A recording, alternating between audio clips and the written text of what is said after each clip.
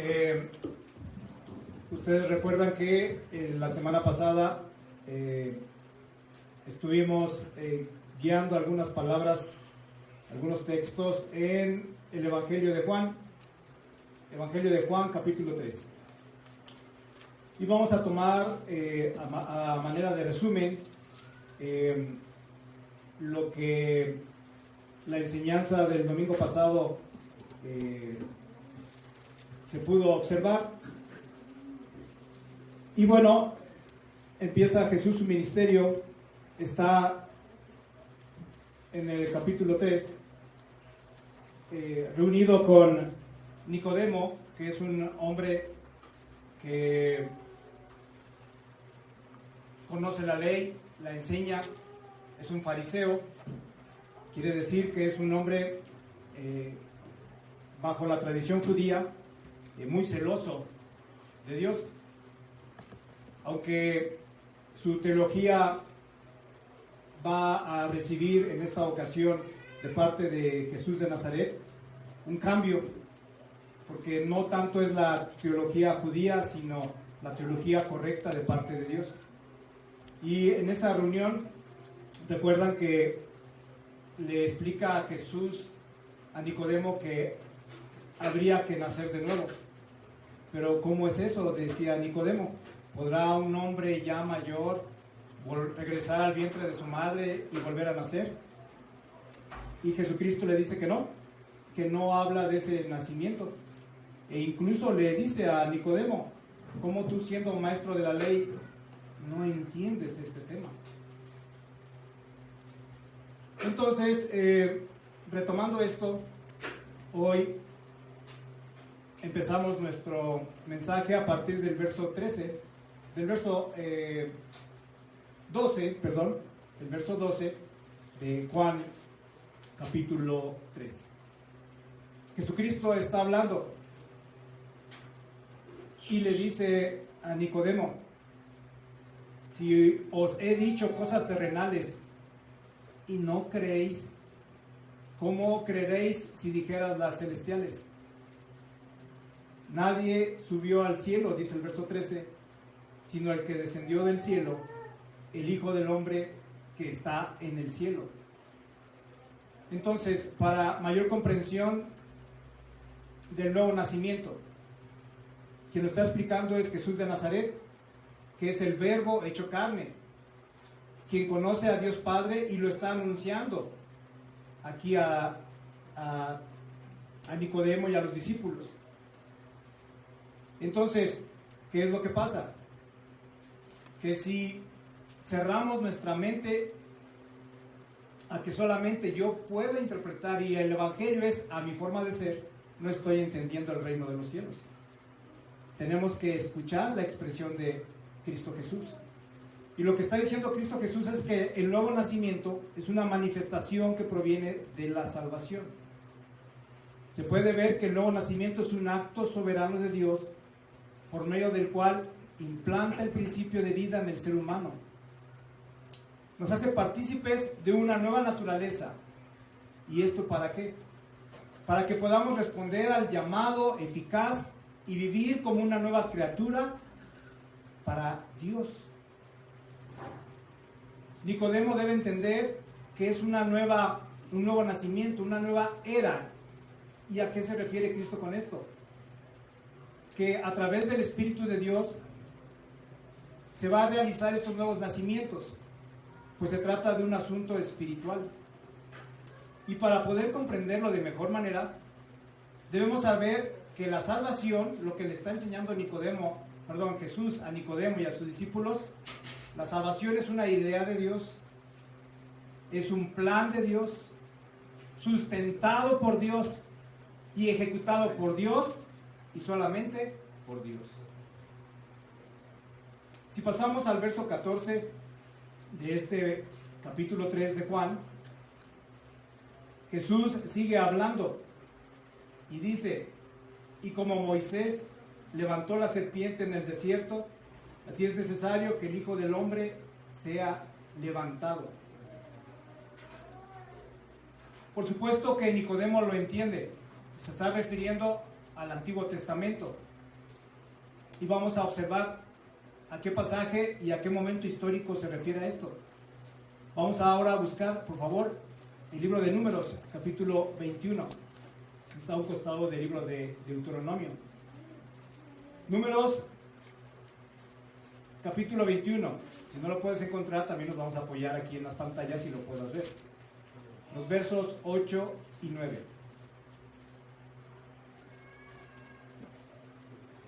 Números 21, verso 8 y 9. Leemos lo siguiente. Entonces el Señor dijo a Moisés: hazte una serpiente ardiente y ponla sobre un asta, y sucederá que cualquiera que sea mordido y la mire, vivirá.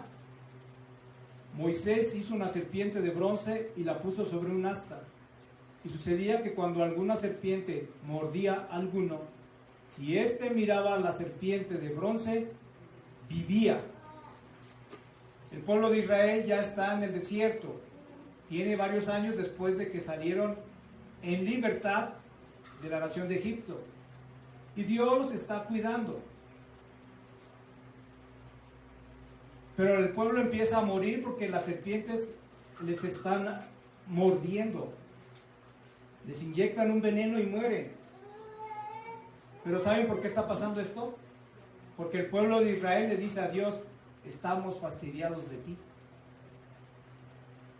¿No me lo crees?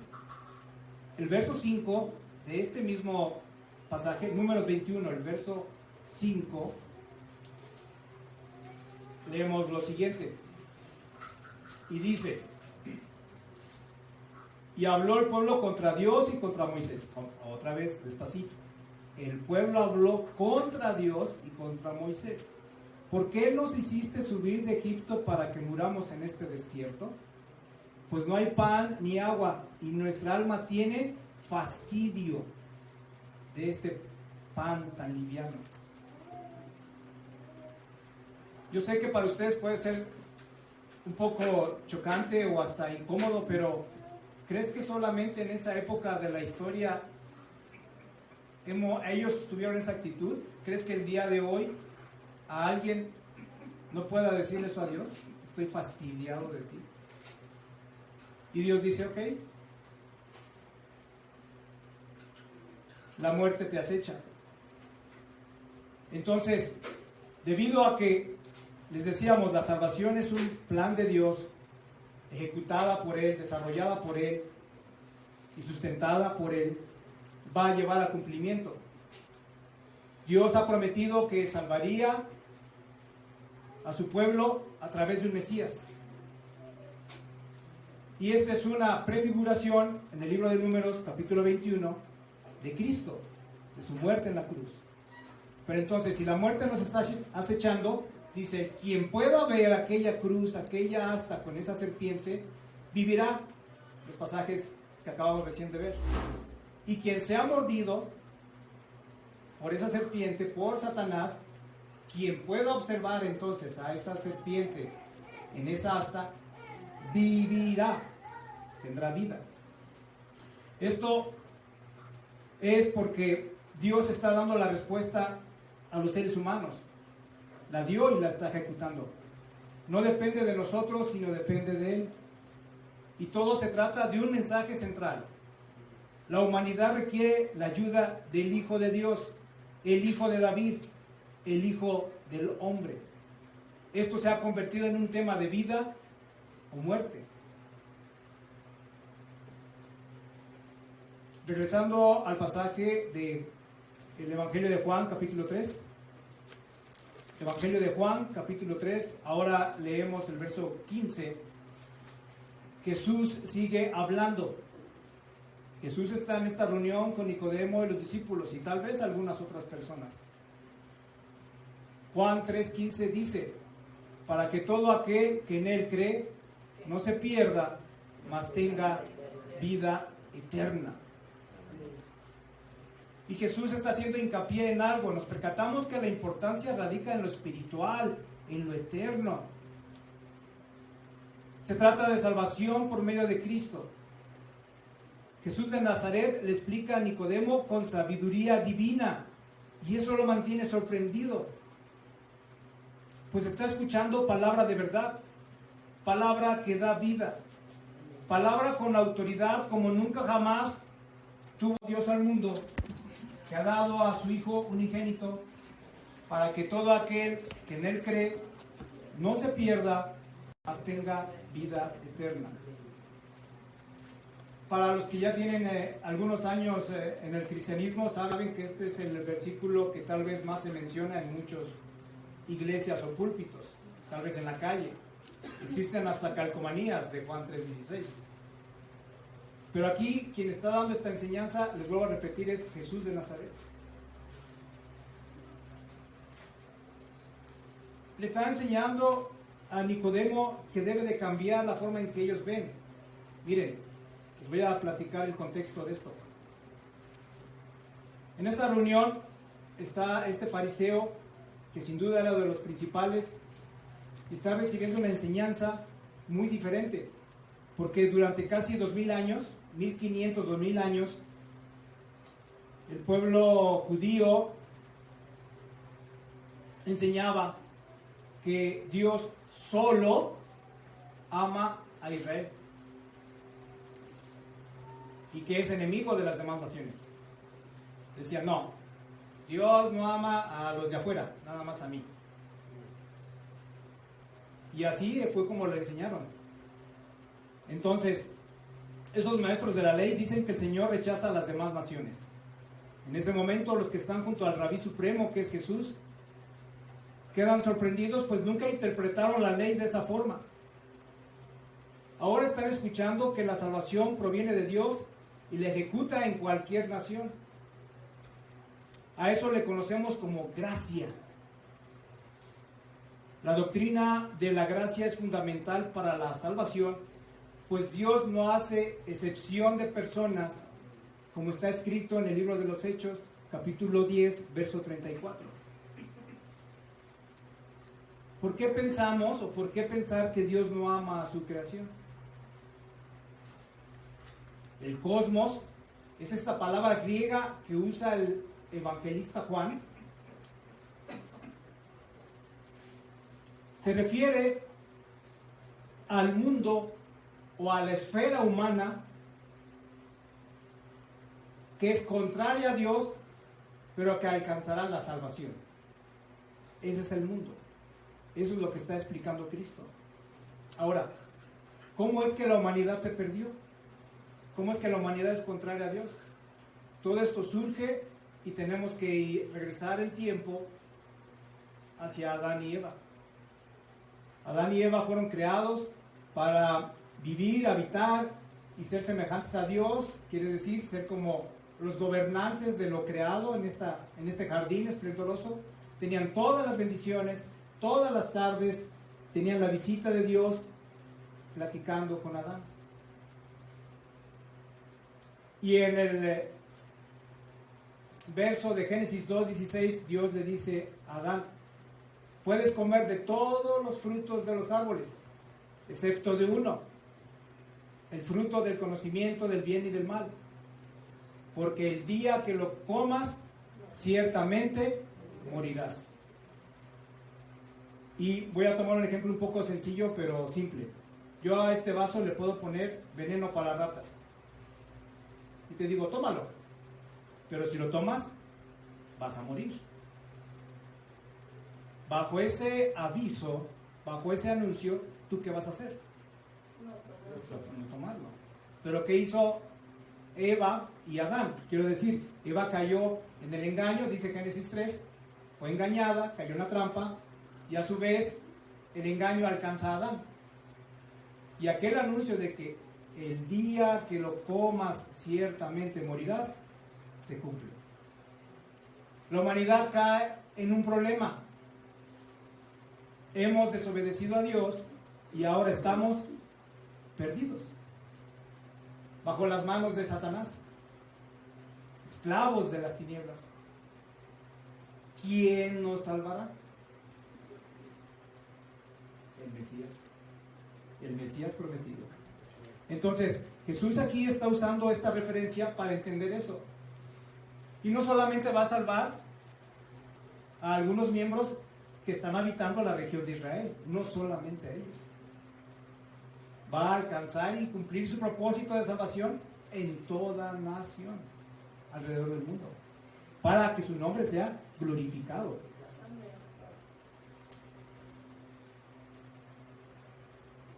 Ahora, el hecho de que Adán y Eva pecaron, ha hecho también que nosotros, mediante esas tinieblas, estamos tratando de buscar la verdad, pero no la podemos encontrar. Y lo que hacemos en base a Dios, generalmente son suposiciones. Yo creo, yo imagino, tal vez sea de esta forma o de esta otra, pero hacer suposiciones nos alejan de la verdad.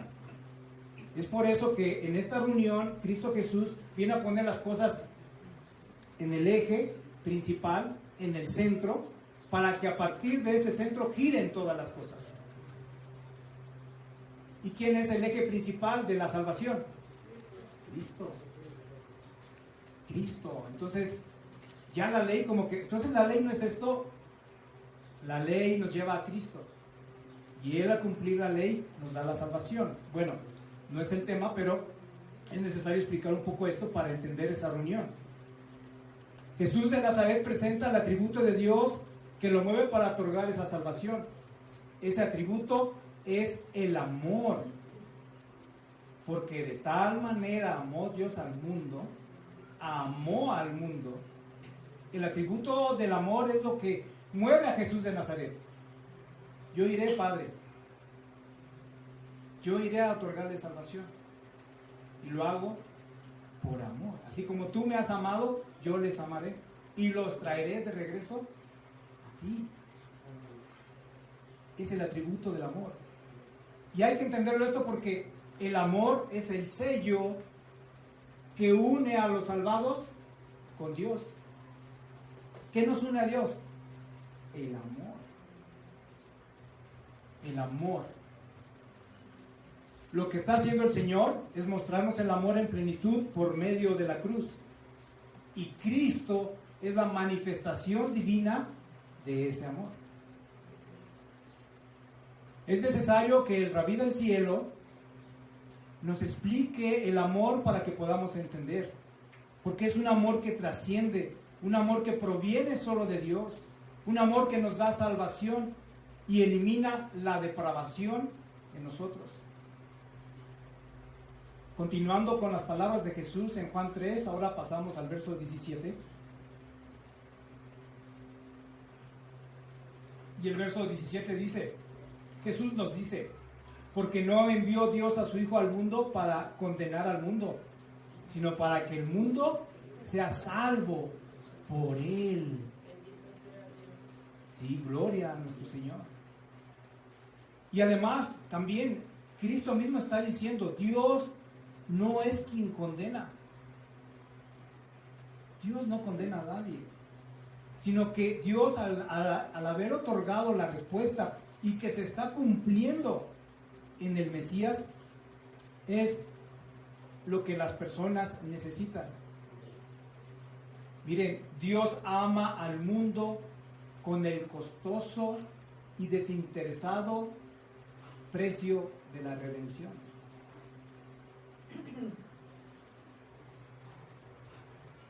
¿Qué podemos hacer nosotros para entender la gracia? ¿Qué podemos hacer nosotros para que todas estas personas que estamos aquí reunidas pudieran alcanzar la salvación? Quiero decir, ¿estará a nuestro alcance poder hacer algo si todos estamos en pecado? Si yo les dijera, Señor, mátame a mí, y el Señor me dice, pero tú eres igual de pecador que ellos. ¿Qué hacemos, Señor? Por eso Dios da esa respuesta. Yo lo haré. La primera muestra de su misericordia, vean los atributos de Dios, pongan atención a cómo empezaron a surgir los atributos de Dios acerca de la salvación. La primera muestra de su misericordia, de su gracia, de su paciencia, de su benignidad, de su amor y la esperanza de salvación fue mostrada con Adán y Eva. Génesis capítulo 3, verso 21. puedes ayudar? Génesis capítulo 3, verso 21.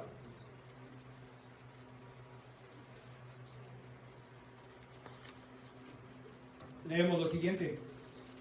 Dios el Señor hizo ropa de pieles de animales para que el hombre y su mujer se vistieran. Adán y Eva desobedecieron a Dios. Creyeron el engaño de Satanás. Han descubierto que están desnudos y sienten vergüenza. No me veas. Escóndete detrás de ese árbol. No me veas. ¿Qué está pasando? Sus sentidos han sido alterados. La maldad ha entrado en ellos. Dios podría, con su justicia perfecta, haberles exterminado. Me has desobedecido. Te procuré todo, el jardín más perfecto y bendito en toda la tierra era tuyo. Y lo has perdido. Pero es entonces cuando les estoy mostrando que estos atributos se muestran en Dios. Y lo que Dios le está enseñando a Adán es: lo que tú has hecho es la muerte. Porque Romanos 3:23 dice: por cuanto todos han pecado, están destituidos de la gloria de Dios. ¿Y cuál es la paga del pecado? La muerte. Alguien tiene que morir. Y es la primera vez en que se hace un sacrificio en la historia de la humanidad. Tiene que morir un ser inocente, bueno, en este caso, una ovejita, muere, se derrama su sangre. Dios le está mostrando la primera señal de su plan de redención, de su plan de salvación, y además esa piel sirve para cubrir la desnudez de ellos, porque tienen vergüenza. Ahí es cuando empieza Dios a desarrollar, y momentos antes, en Génesis 3:15, Dios le dice a Adán y a Eva, ¿no?, el protoevangelio o primer evangelio, la promesa de un Salvador. Entonces, para poder comprender esto y la esencia del amor que estamos hablando hoy, y el tamaño del amor y la necesidad del amor en nosotros, quiero hacerles unas preguntas reflexivas. No las respondas, pero sí medítalas. ¿Qué es un matrimonio sin amor? ¿Cómo puedes convivir con tus hijos sin amarles? ¿Cómo puedes vivir con una ausencia total de amor? ¿Cómo vives?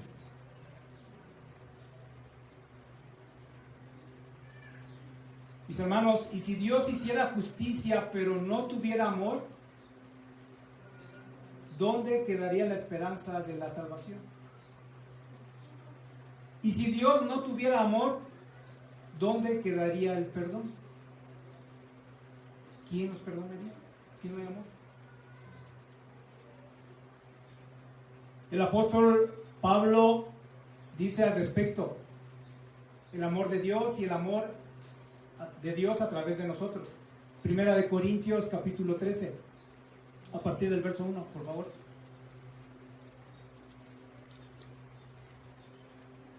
Primera de Corintios capítulo 13, verso 1 dice: si yo hablo en lenguas de hombres y de ángeles, pero no tengo amor, vengo a ser como bronce que resuena o címbalo que retiñe.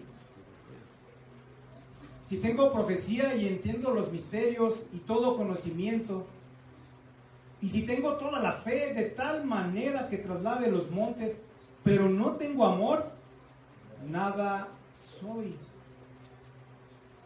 Si reparto todos mis bienes y si entrego mi cuerpo para ser quemado, pero no tengo amor, de nada me sirve. Estas palabras que vemos en la Biblia, que son palabras de Dios, nos muestran el significado y la magnificencia del amor. ¿Qué hemos hecho nosotros para merecer el amor de Dios? Nada. Pero Él nos ama. Y ahora nosotros también amamos a quien nos redimió, que es Cristo Jesús. Y no solamente va a ser el amor hacia ellos, sino el amor entre nosotros.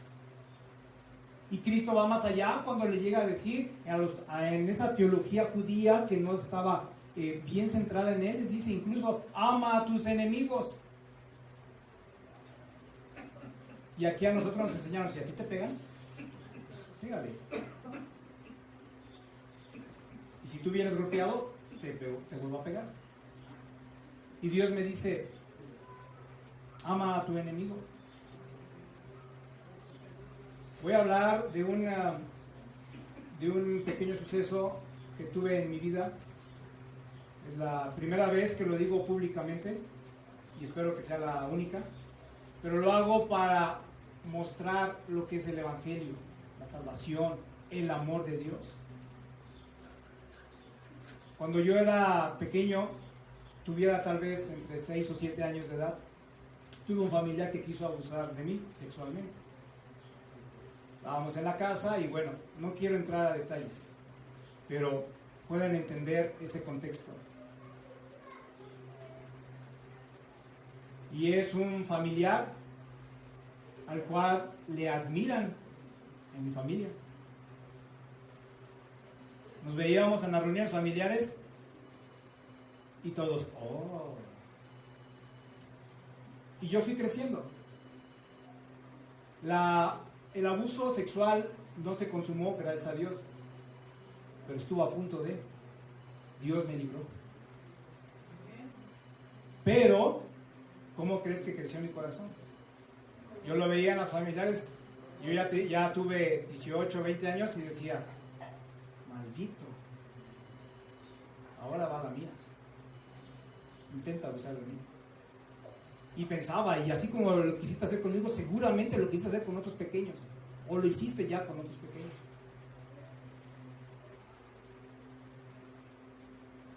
Entonces, yo llego al cristianismo y tengo en recuerdo esa vivencia. Y le digo, Señor, hazme justicia. Míralo, míralo. Yo lleno de ira y de enojo. Y Dios me decía, sí, hijo, sí. Pero mi justicia es perfecta y también está sobre ti. El mismo juicio que tú me pides para él, lo tengo que cumplir contigo, porque soy perfecto.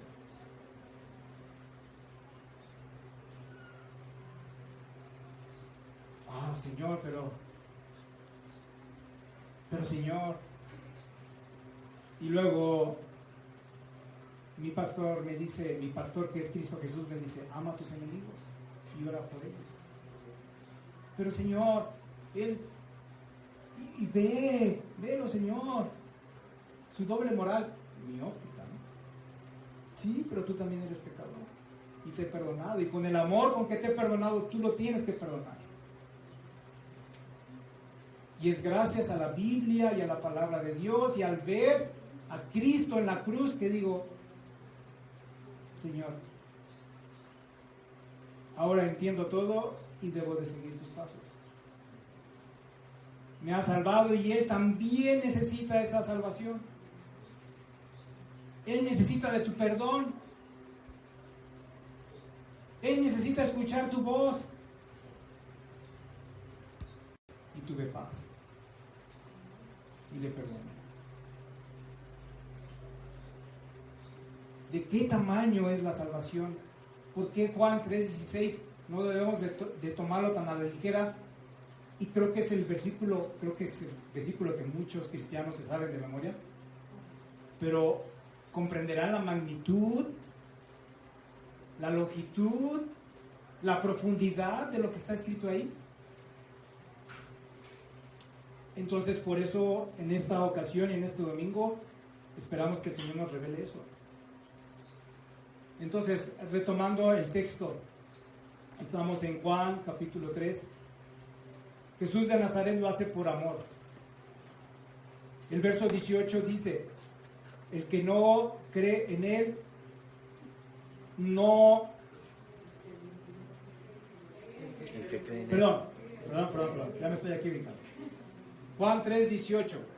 El que en él cree no es condenado, pero el que no cree ya ha sido condenado porque no ha creído en el nombre del unigénito Hijo de Dios. Y volvemos a lo mismo. Dios no condena. Al final, el día del juicio, donde estaremos todos ante el tribunal de Cristo, nadie tendrá una excusa para reclamar o solicitarle a Dios la salvación. Cuando estemos en el día del tribunal, nadie le va a decir, es que nadie me dijo, es que nadie lo predicó, lo escuchó. Todos los seres humanos ese día tuvieron en su pasado la oportunidad de escuchar la palabra de Dios, pero muchos le rechazaron, y esa es la condenación que está en ellos. Por eso la justicia de Dios es perfecta.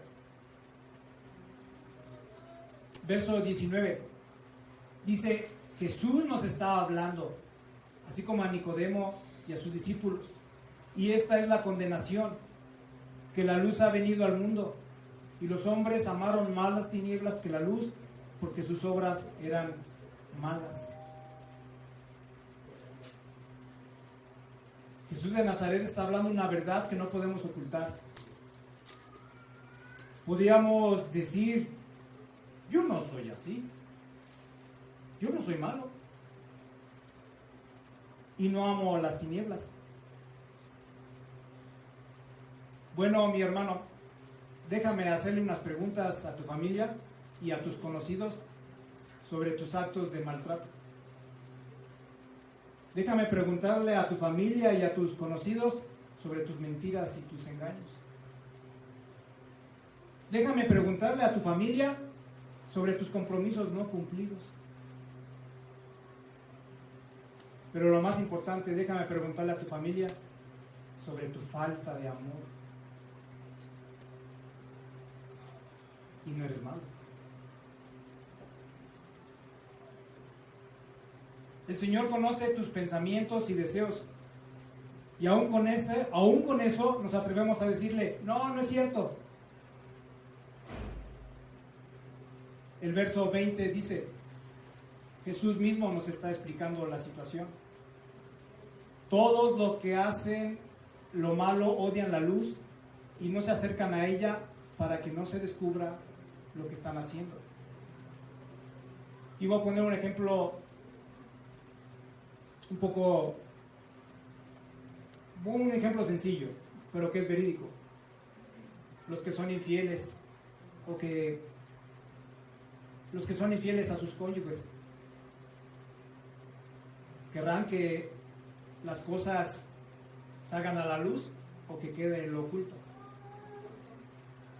Pero entre nosotros, ¿qué cosas estamos ocultándole a Dios y a nuestra familia? Entonces, ¿alguna vez te has reconocido como pecador? ¿Alguna vez has llorado por tu pecado? ¿Te sientes tan bueno que dices, a mí déjame en paz? El verso 21 dice, pero los que viven de acuerdo con la verdad se acercan a la luz para que se vea que todo lo que hacen está de acuerdo con la voluntad de Dios. Jesús de Nazaret es el primero y perfecto ejemplo de vivir en obediencia a la voluntad del Padre.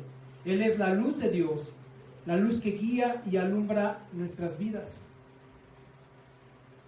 Si estamos en tinieblas, mi hermano, y esto es un tema espiritual y tenemos un grave problema y Satanás se ha enseñoreado de nosotros,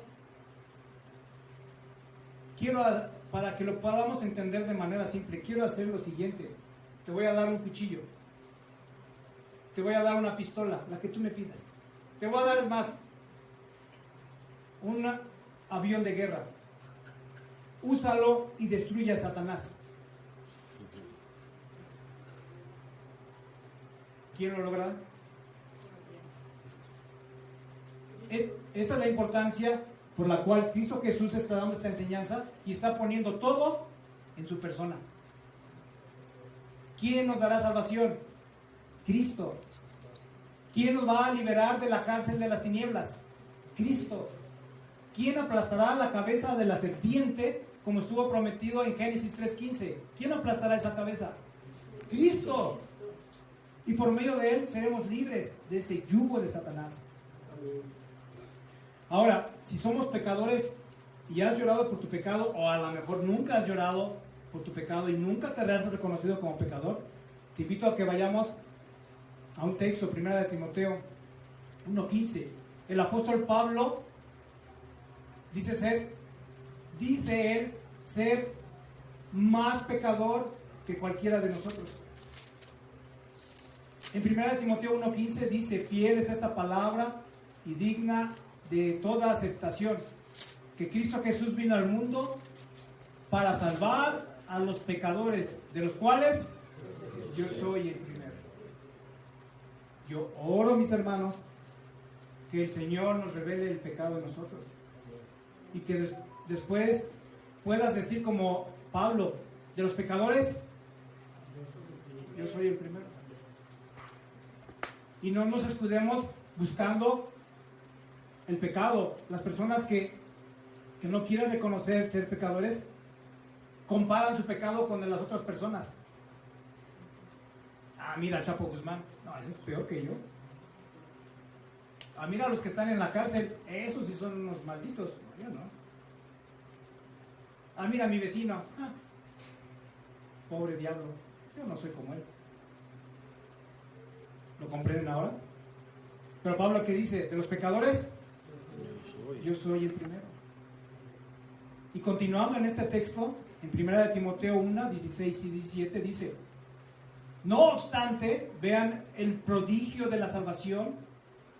No obstante, por esta razón recibí misericordia, para que Cristo Jesús mostrase en mí, el primero, toda su clemencia, para ejemplo de los que habían de creer en Él para vida eterna.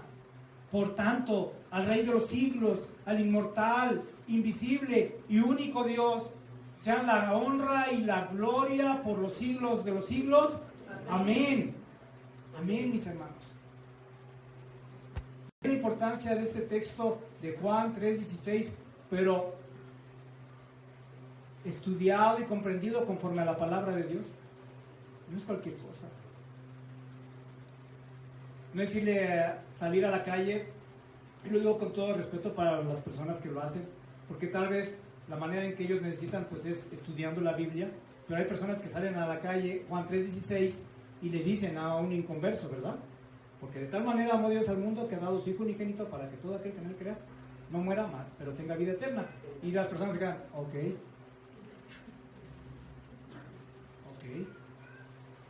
¿Y has recibido también? Sí, amén. Ok. Esta es la importancia, ¿ven? Y esta es la importancia incluso para nosotros, comprender lo espiritual, para que Dios nos use y podamos llevar el Evangelio de manera adecuada. Entonces, ya estoy terminando. Hay mucho material sobre la mesa, pero bueno. Entonces,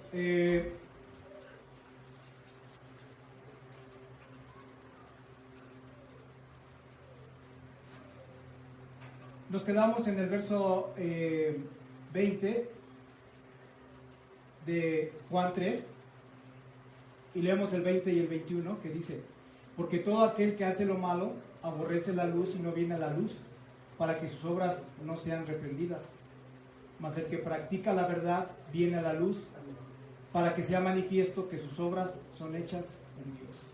Y nuevamente, este ejemplo, el primero en hacerlo es Jesús de Nazaret. ¿Quién es el primero en hacer a la luz pública la voluntad de Dios? Él, sin ocultar nada. Y Jesús nos dice: ven y haz lo mismo.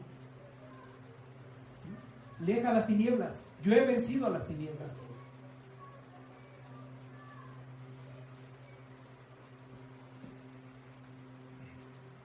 Quiero despedirme y terminar este mensaje leyendo el Salmo 121 y luego Romanos 8. El Salmo 121, a partir del verso 1, leemos lo siguiente: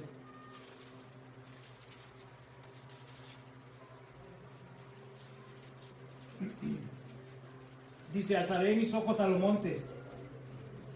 ¿De dónde vendrá mi socorro? Mi socorro viene de Jehová, que hizo los cielos y la tierra. Una pausa, mis hermanos. Ahora que te he dicho, a través de la palabra, de lo que está escrito, Dios, que somos pecadores y que tenemos un Mesías, por favor te pido, leas este salmo en esa condición, siendo pecadores, con la esperanza del Mesías. ¿Okay? El verso 2 dice, mi socorro viene de Jehová, que hizo los cielos y la tierra. No dará tu pie al resbaladero, ni se dormirá el que te guarda. He aquí, no se adormecerá ni dormirá el que guarda a Israel. Jehová es tu guardador. Jehová es tu sombra a tu mano derecha. El sol no te fatigará de día, ni la luna de noche. Jehová te guardará de todo mal.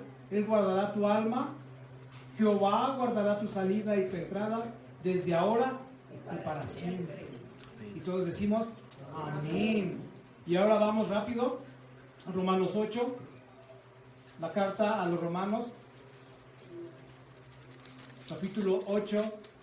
Hace rato tuvimos el privilegio de leer este texto, pero leemos los dos últimos versos del capítulo, que son 38 y 39. Romanos 8, 38 y 39, para ver también igual el tema del amor, les decía, y de la magnitud del amor divino en nosotros. Por lo cual estoy seguro que ni la muerte, ni la vida, ni ángeles, ni principados, ni potestades, ni lo presente, ni lo porvenir, ni lo alto, ni lo profundo, ni ninguna otra cosa creada nos podrá separar del amor de Dios que es en Cristo Jesús, amén, Señor nuestro. Amén. Amén. Damos gracias al Señor. Dios les bendiga.